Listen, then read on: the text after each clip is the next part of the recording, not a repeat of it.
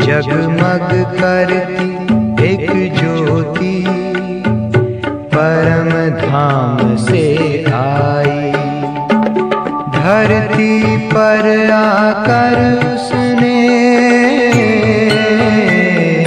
धरती पर आकर उसने हर एक ज्योति जगाई। ओम शांति। 10 दिसंबर 2024 सुनते हैं आज के ईश्वरीय महावाक्य। साकार मुरली का सार है। शिव बाबा बोले, मीठे बच्चे, तुम्हारे यह रिकॉर्ड संजीवनी बूटी है। बाबा ने कहा, मीठे बच्चे, तुम्हारे यह रिकॉर्ड संजीवनी बूटी है। इन्हें बजाने से मुरझाइश निकल जाएगी, है ना। बाबा कहते बच्चे, जो बाबा ने गीत बनवाए हुए हैं रिकॉर्ड्स, उन्हें बजाने से क्या होता है, जो मुरझाइश होती है, उदासी होती है, वह निकल जाती है। आज का प्रश्न है, बाबा ने कहा कि अवस्था बिगड़ने का कारण क्या है? किस युक्ति से अवस्था बहुत अच्छी रह सकती है? अवस्था बिगड़ने का कारण क्या है और किस युक्ति से अवस्था बहुत अच्छी रह सकती है? उत्तर है, ज्ञान की डांस नहीं करते। बाबा ने कहा कि बच्चे ज्ञान की डांस नहीं करते, झरमुई झगमुई में अपना अपना समय गवा देते, इसीलिए अवस्था बिगड़ जाती है। बाबा कहते हैं कि व्यर्थ की बातें करते हैं ना, और बाबा की जो ज्ञान की बातें उसकी लेन देन नहीं करते, तो अवस्था बिगड़ जाती है। फिर बाबा ने दूसरा पॉइंट में बोला कि दूसरों को दुख देते हैं तो भी उसका असर अवस्था पर आता है। अवस्था अच्छी तब रहेगी जब मीठा होकर चलेंगे, याद पर पूरा अटेंशन होगा। रात को सोने के पहले कम से कम, बाबा ने कहा, कम से कम आधा घंटा याद में बैठो, फिर सवेरे उठकर याद करो तो अवस्था बहुत अच्छी रहेगी, है ना। बाबा कहते हैं जब सवेरे उठकर बाबा को याद करेंगे ना, तो बहुत अच्छी अवस्था रहेगी। फिर आज गीत आया कि कौन आया मेरे मन के द्वारे सवेरे सवेरे, है ना। आज बाबा की मुरली में बहुत दिन बाद गीत आया कि कौन आया मेरे मन के द्वारे सवेरे सवेरे। सुनते हैं आज की धारणा के लिए मुख्य सार। आज बाबा ने बोला, पहला पॉइंट है कि पुरानी कीचड़ पट्टी में, बाबा कहते पुरानी कीचड़ पट्टी में ममत्व नहीं रखना है।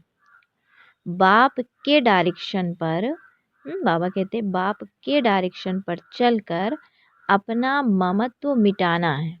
पुरानी कीचड़ पट्टी में ममत्व नहीं रखना है, बाप के डायरेक्शन पर चलकर अपना ममत्व मिटाना है। ट्रस्टी बनकर रहना है ना। हमेशा अपने को क्या समझना, निमित्त, है ना। क्योंकि बाबा कहते बच्चे जब निमित्त समझते हैं ना, तो किसी भी प्रकार का देह भान नहीं आता, और जब देह भान नहीं आता तो विकारों से दूर रहते हैं, माया से सेफ हो जाते हैं। दूसरा पॉइंट है इस अंतिम जन्म में भगवान को अपना वारिस बनाकर उन पर बलि चढ़ना है। भगवान को क्या बनाकर, अपना वारिस बनाकर उन पर बलि चढ़ना है, तब 21 जन्मों का राज्य भाग्य मिलेगा। बाप को याद कर सर्विस करनी है। बाबा ने कहा बाप को याद कर सर्विस करनी है।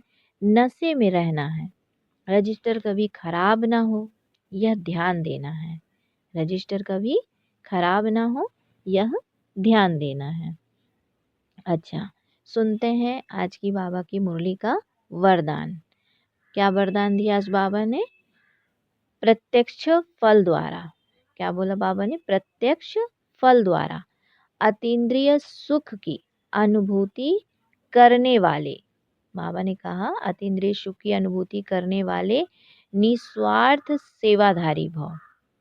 प्रत्यक्ष फल द्वारा अतीन्द्रिय सुख की अनुभूति करने वाले निस्वार्थ सेवाधारी भाव। डिटेल है कि सतयुग में संगम के कर्म का फल मिलेगा।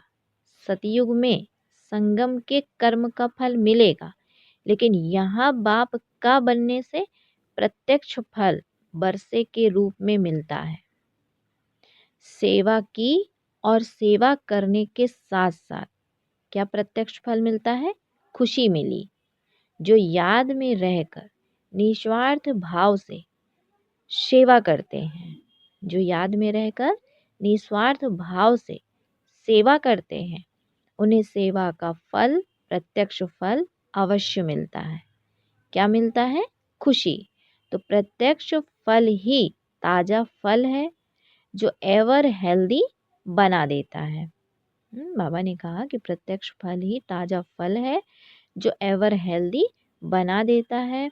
योग युक्त यथार्थ सेवा का फल है खुशी। योग युक्त यथार्थ सेवा का फल है खुशी, अतीन्द्रिय सुख और डबल लाइट की अनुभूति, है ना। तो बाबा ने कहा कि प्रत्यक्ष फल क्या मिला? खुशी मिला। और क्या मिला? अतीन्द्रिय सुख मिला और डबल लाइट की अनुभूति हुई। अच्छा, आज का स्लोगन क्या है? विशेष आत्मा वह है जो अपनी चलन द्वारा रूहानी रॉयल्टी की झलक और फलक का अनुभव कराए। विशेष आत्मा कौन है? वह है जो अपनी चलन द्वारा रूहानी रॉयल्टी की झलक और फलक का अनुभव कराए। अच्छा, ओम शांति, ओम शांति।